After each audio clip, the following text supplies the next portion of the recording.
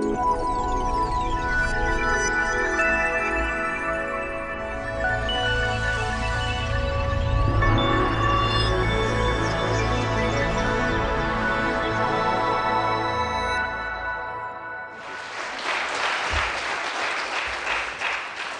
it's an enormous pleasure to be here, not least because it was 10 years ago here that I had my wedding reception downstairs.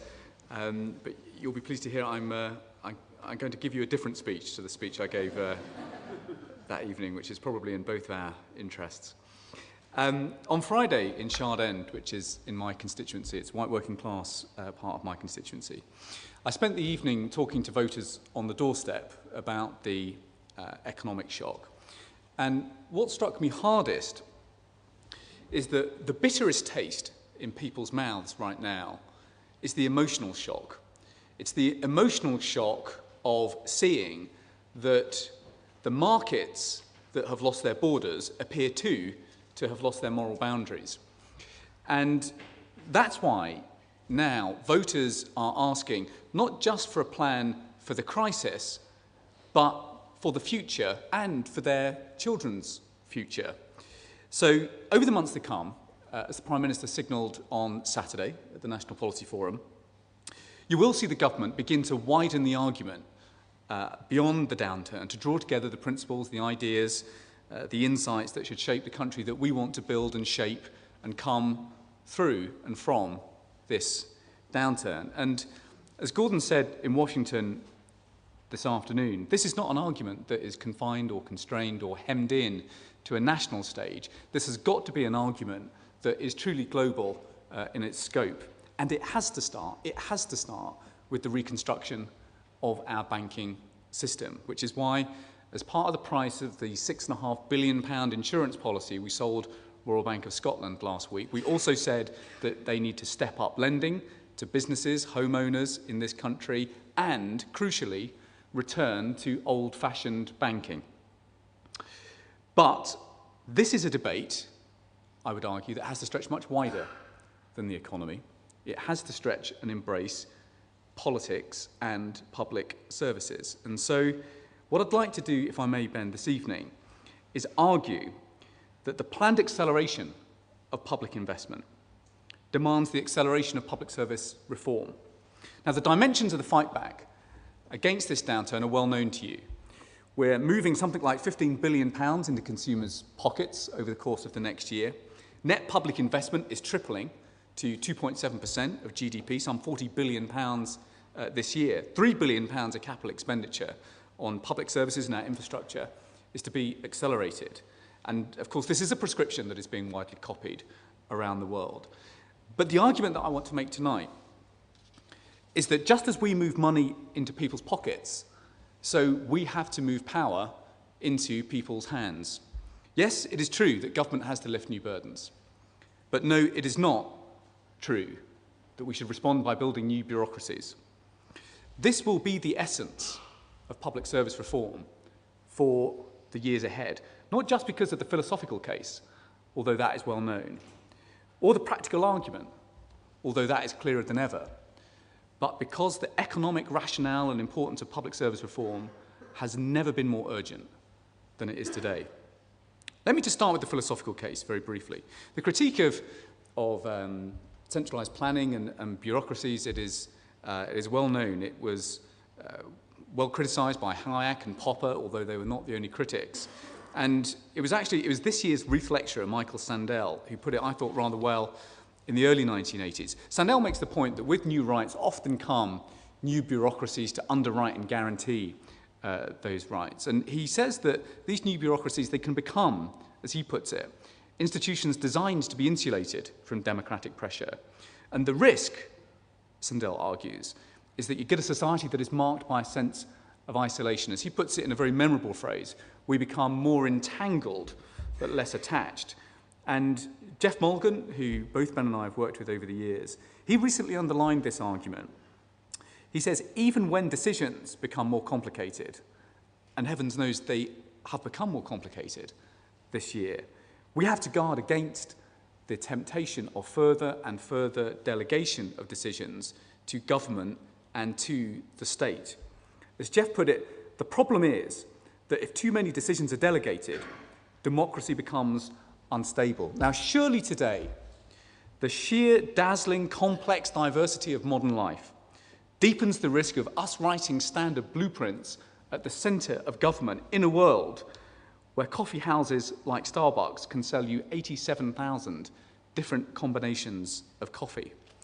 Mark Penn, in his book Microtrends, puts it this way. He portrays the details of something like 75 different segments of society, from sex ratio singles to neglected dads to caffeine crazies. I'm not sure which of those categories I fit into, possibly different ones at different times. But as he puts it, there are no longer a couple of megatrends sweeping us all along. Instead, the world is being pulled apart by an intricate maze of choices, accumulating in microtrends, small under-the-radar forces which are powerfully shaping our society. Now, to this philosophical case, there is a practical case which is now, I think, starker and starker. Today, centralisation, new bureaucracies, or Whitehall knows best, would simply cut us off from the new possibilities of this age, an age where, quite simply, you no longer have to be big to be strong. Not long ago, a year or two ago, I think it was, YouTube, it was bought by Google for $1.65 billion. Viewers now watch over 100 million video clips a day. But do you know how many people worked for YouTube when Google bought them? 67. And the lesson for public servants today, you don't have to be big to be strong. You don't have to do everything yourself. Now today, in an era of mass collaboration where computer software like Linux is written by networks of people, not organizations of people, the most successful companies don't assume that they know all of the answers. Take Procter & Gamble, one of the greatest consumer products companies. I didn't know this. In the 1970s and the 1980s, Procter & Gamble used to wiretap employees who they suspected were talking to those outside the company. Today, Procter & Gamble say at least half of their innovation comes from outside of their company. Good organizations today seek innovation not from the inside just, but from the outside. And for that, and for government, that innovation is all around us. If you take the social enterprise sector, it's a case in point. Today, there are 55,000 social entrepreneurs. The social enterprise sector in this country, it now turns over £27 billion a year, and its workforce, together with voluntary groups and charities, has grown by 25% in the last decade. Now, Lord Mawson, who some of you will know, Andrew Mawson, he's the founder of Bromley by Bow Centre, and one of the first of a new generation of social entrepreneurs in this country. He recently wrote this. He says, social entrepreneurs are often leaders in their field. They often have sky-high aspirations. They are literally committed to changing the world. Now, as a government, why would you cut yourself off from that power supply? The lesson for public life, we have to design public services so that people can bring something of themselves, something in themselves, in their families, in their communities, into the mix. And we have to connect together the energy, the enterprise, the insight, the initiative of those people who share our causes. But to this philosophical argument and to this practical argument, I want to add the economic rationale. Because my case is this. When we hand over power to people to personalize the services they receive, we are helping to create not only a fairer society, but a richer economy that is better able to bounce back faster and stronger. I just want to give you 3 examples from my own constituency. When I was the Minister for Social Care in the Department of Health, it feels like a long time ago, I launched the trials of individual budgets, which gives you the chance, if you don't know what they are, to basically bring together about 15 different funding streams from across government into one account where the individual basically gets the money to spend on things that they see the money should be spent on. And I met this one chap called Kevin in South Birmingham. Now, Kevin had been on a locked ward on Handsworth Wood for 18 years. Now, when I met him, he was in his own home. He was talking about getting a job. He was already at college getting skills. That was the power of giving Kevin power over the public services that we provided for him. Or if you take education, Ed Balls is leading the drive today for one-to-one tuition, profoundly personalised services. Now, at Thornton Road School in Hodge Hill constituency, it's largely Pakistani community, a lot of kids there with parents who don't speak English. Because of that one-to-one tuition, they're now able to spend time out with teachers on their own, intensively learning. They will leave that school better able to learn skills that will help them benefit in the years to come. That is good for them, and it is good for our society. Or if you take policing, if I've learned one thing from my constituency, it is that respect is the ground floor of renewal. But it's Jackie Smith's drive to give local communities control over policing priorities that has meant we were able to prioritise the war on drugs. We were able to get police teams locally organised around that fight. Crime has fallen, drug use is down, and when you talk to our shopkeepers, they trade better. That is good for our society and for our economy. So it is for this economic, practical, and philosophical argument that in the year ahead we propose the most radical changes to public service reform since Labour took office in 1997. Let me just take health again. Since the 1st of June 2007, which is a date I have picked at random, the number of foundation trusts is up by 50%. Now, over half of hospitals are foundation trusts, well on course for all hospitals to be foundation trusts by 2010. Private provision in the NHS, it was 2%.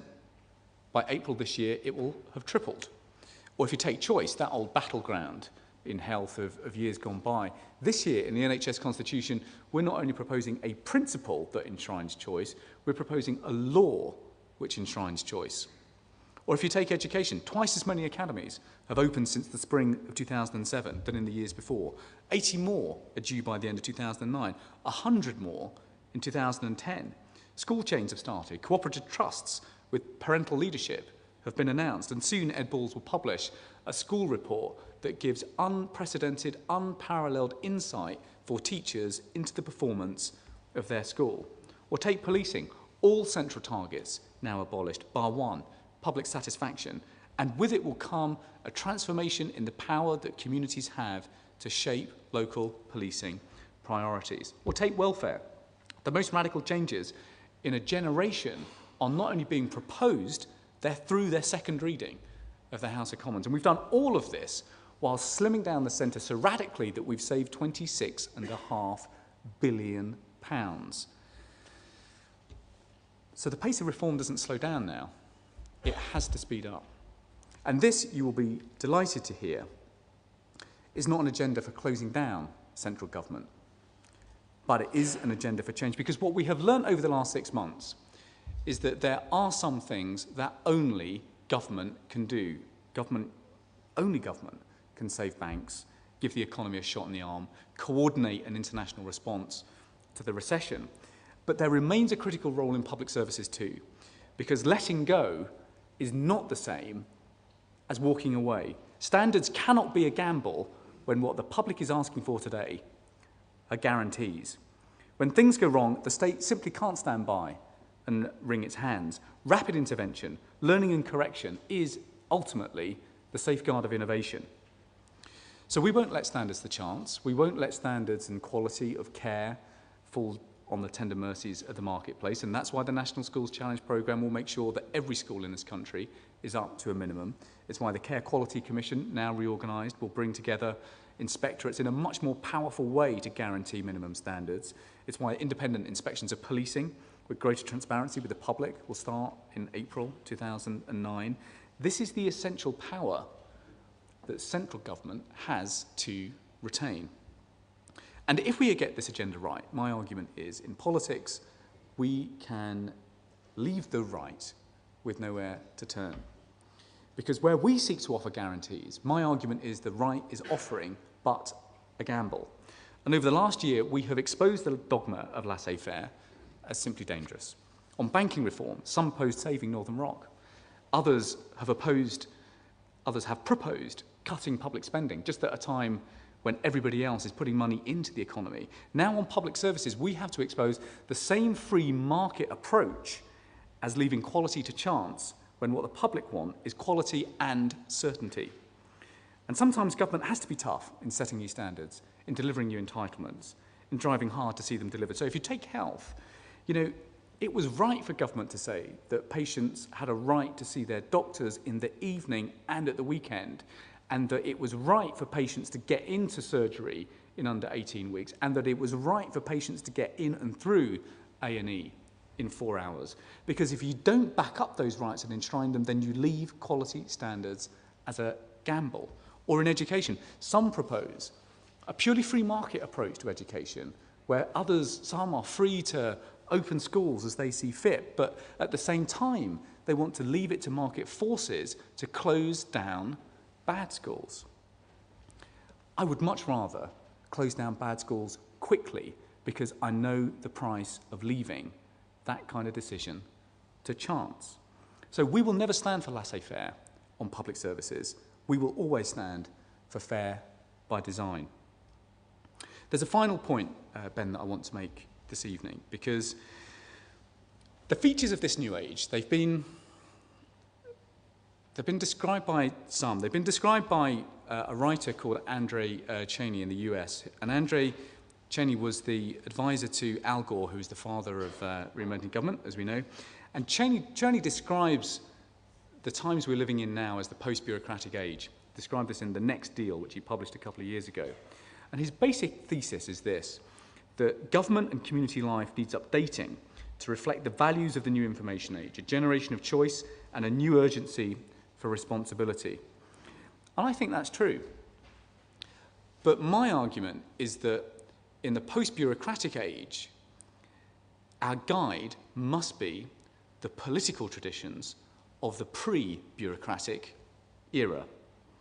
Now, sometimes there's a debate in politics, often actually on the left rather than anywhere else, about whether we, the government, the Labour Party, harbours some kind of basic instinct to centralise and plan and organise everything and anything that moves. And I do think it's important, now above all, to take on this historiography head on. It was in our response to the last major downturn that the tradition of centralisation and planning was consolidated and tested and enshrined. But as David Marquand puts it in The Progressive Dilemma, planning is, of course, a coat of many colours. Or Donald Sassoon in 100 Years of Socialism.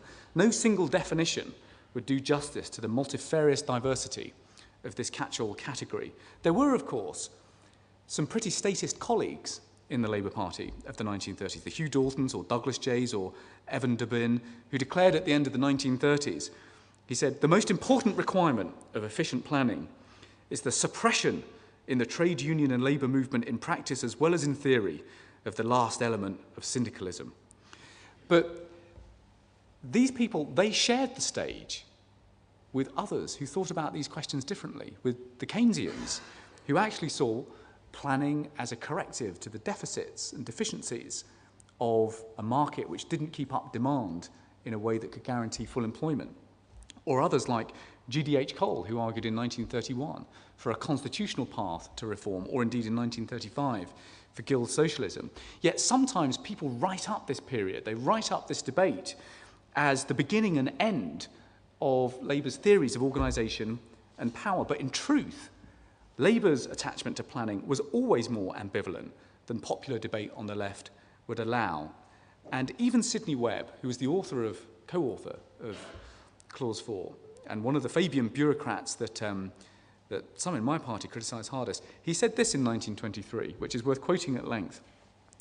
"What we had always to insist on is that government should at all point be effectively democratised, that it should be, wherever practical, entrusted to local representatives of the community rather than to the necessarily centralised departments at Whitehall, that in every branch the widest possible sphere should be assigned to the voluntary associated cooperative movement.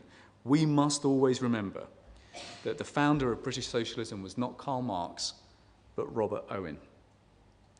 The truth is that the planners after the Second World War, driven by austerity and urgency, were no more than reaching for the business model that was at the time simply the norm. Alfred Chandler, who is the father of American business history, wrote at Harvard, "These new bureaucracies were no more than the visible hand of management replacing what Adam Smith referred to as the invisible hand of market forces." Now, in the US in the 1840s, you didn't have these kind of big bureaucratic organizations. By the 1930s, they got just a grudging acknowledgement from economists. But by the middle of the 20th century, they employed hundreds of thousands of people and turned over billions of dollars, and in one academic's phrase, took on a life of their own. That's why a preference for big organizations, which was of course once called the Morrison model, found an echo on both sides of the party divide, not just on the Labour side. In the BBC, created by the Conservatives in the 1920s, or indeed in Macmillan's endorsement of the National Economic Development Council. My conclusion is this. In this downturn, we must take the opportunity to devise, to consolidate, to test and enshrine a new tradition to deliver what Bevan called in 1954, freedom from fear, with a state that is strong but not big, where we guarantee protections in a market that people are frightened has become a gamble, but where we seek to create a great society in a global marketplace, not by hoarding power, but by giving it away. Our opportunity is to reach for the new models of industrial enterprise of around us in the 21st century, just as our predecessors in the 1930s reached for theirs. And with this tradition, I'm not proposing to pioneer a new political tradition. I'm proposing to return to our roots, the tradition of the people who created the labour movement in the 19th century, the tradition of the Rochdale pioneers, or the first cooperators, or Robert Owen and his villages of union. The idealists like Morris and Ruskin, different in their own ways, but who saw in our ability to fashion a future for ourselves a richer way of life and a richer society in which to live. It is the passion and the force of the first Christian socialists, the founders of the moral rather than the mechanical school of reform. Together, social movements and states which enshrine rights can make change happen faster. The legacy of our response to the last major downturn was a powerful new bureaucracy. Our tradition this time must be a completely different and radically new balance of power. Thank you very much.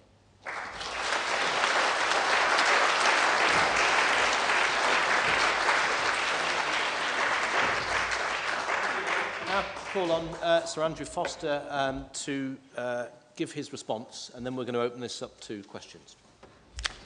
Give me your speech back. I'm delighted to have the chance of a few minutes responding. Going to try and do that in a fairly simple and direct way, hoping that it can add to the chemistry of the evening, and you can then have your chance of questioning and discussing things with Liam. And what I thought I'd do was spend 3 or 4 minutes looking backwards over what's happened in the Labour years.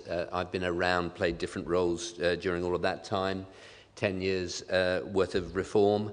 And then I guess most importantly for me, it is looking forward at the challenges that are coming. And I guess I was going to mark the card a bit, really, being footloose and fancy-free by employment as I am. I actually work for a solvent bank, which is a pretty unusual position to be in. Canadians are very conservative and didn't get into subprime. So I'm free to say what I want. And if I look at a critique of 10 years of Labour, I mean, I almost had myself as a headmaster writing the report card, but I gave that idea up. It certainly was going to be tremendous amount of effort, a lot of energy, massive amount of investment, more than I've ever seen in all of my public service career. I absolutely remember when they came in with idea upon idea upon idea. So tremendous commitment to make a difference, make a change. And many things have been run at if you, and clearly we don't have enough time to look at that. And if you look at the positive side, I mean, there really is a range of things, some of which Liam has mentioned tonight. If you actually look at the state of our infrastructure as a nation, which was indescribably poor from my point of view if you looked at where hospitals were, where schools were, where many of our other public services were. I think that the government can clearly point to a school building programme, it can point to a hospital building programme, it can point to many FE colleges being replaced. And there's large parts of our infrastructure which I think the government can take due credit for having invested money in. And there's still much more to be done, as we know at the moment. And then, because let's just remember what happened in those early years in terms of what happened to the spending targets. If we look at a very target-driven, and quite often in the early years, a lot of control from the centre, the Michael Barber regime, and all of that. Actually, you can clearly point to a range of services and the citizens' experience of them improving quite substantially. I mean, the most often quoted one, which is a very substantial achievement, it seems to me, is the waiting time changes that have happened. And I could go on. I think that there's, substantial improvements can clearly be demonstrated. But any such even 3 or 4 minutes would be bound to then have a but to it. And the but is, I think, and this is where learning needs to come if you're trying to be serious about it, I look back on quite a high price, for me anyway, in terms of the amount of structural change that was gone through. And if I actually look back at how much human time and effort that went in, and you could take any service you care to think of, structural change upon structural change, as it happens, I think quite a lot of decent outcomes have eventually arrived, but it really did take quite a long time to get there. I personally think, looking back, this government has very often, in pursuit of changed its strategy, where sometimes it could have stayed with strategies and stayed with its investment in people to try and get the results through strategic change driven through people rather than through structural reform. I actually think also, so I think that that's been something that hasn't always worked so well, although it will have had some benefits too. I think that the regulatory picture is quite a questionable one. Actually, what the government's done is put lots of public services sort of at arm's length, but then kept on changing the regulatory arrangements. And I'm not suggesting that this was the design. If every time you change the regulatory arrangements, it does in fact give you the chance of exercising some influence and control. And the amount of regulatory change seems to me has sometimes been rather more than it might have been. I think you sometimes have to stay with things. I think some of the best regulatory regimes are ones where you're clear about the principles that should apply. And so I think that there's clearly been some downside there. If you then look, Liam was talking about, enabling. I think the civil service still has some long way to go to reach the nimble, enabling, facilitative organisation that I think was behind some of what he said, and I could go on, but those are just some of the things that I would put in to the domain. A lot of achievement, a lot of effort. Actually, I suppose a question for me there, though, would be whether we had as much value from the tremendous investment, both human and financial, that went in. That's 3 or 4 minutes on the past. I think far more importantly, though, for me, is what's looming up at us.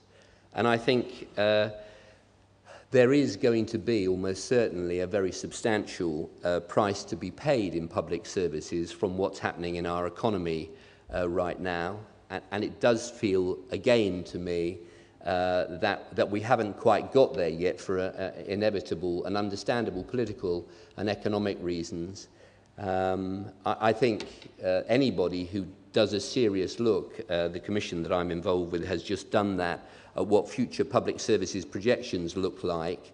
They do make very gloomy reading, and how the government of the day faces up to them in the next comprehensive spending review seems to me is a matter of absolutely gargantuan importance. And there will be the prospect, if it is as much reduction as it would appear across public services, whether the traditional British response to salami slicing off major public services, which we actually had a couple of decades of, it is going to be the response. I want to make an argument that facing up to that, which is politically difficult for all of the parties to face up, if you're rescuing parts of the economy in the way that they are being rescued, there will be a price to be paid, and public services that have confirmed budgets at the moment will be seriously challenged in the next comprehensive spending review, presumably after the next election. And I want to argue that actually looking at that challenge, if you're just being rational and objective about it, rather than having the salami slicing, maybe there's an opportunity to try and turn that into a way to rethink some parts of our public services and to see if we couldn't have a strategic approach to managing on less rather than an approach which ended up redlining, which is what tends to happen ultimately in political processes. So that's one point I want to make for the future.